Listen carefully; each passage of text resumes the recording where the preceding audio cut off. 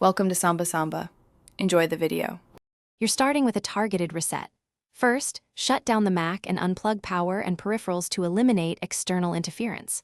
Once done, reconnect the power adapter only and boot. If your Mac has a removable battery model, remove it now.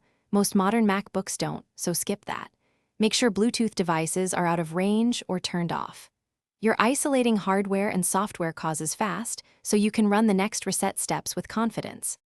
Now you'll reset low-level controllers. To reset the SMC, shut down, then press and hold Shift Control option on the left side plus power for 10 seconds, release, then press power to start. This fixes power and input controller quirks. Once booted, reset NVRAM by restarting and holding Option Command PR until you hear a second startup chime or see the Apple logo cycle. This clears settings that affect input behavior. After boot, log in and immediately test the built-in keyboard and trackpad to see improvements. Finish by isolating software and hardware. Boot into safe mode by holding Shift at startup.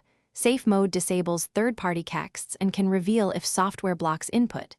If safe mode restores function, remove recently installed apps or profiles and update Mac OS via system settings.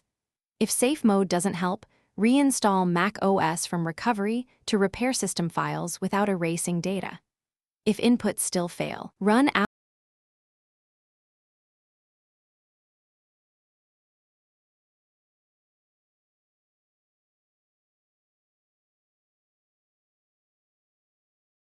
Thanks for watching. Consider subscribing if we helped you.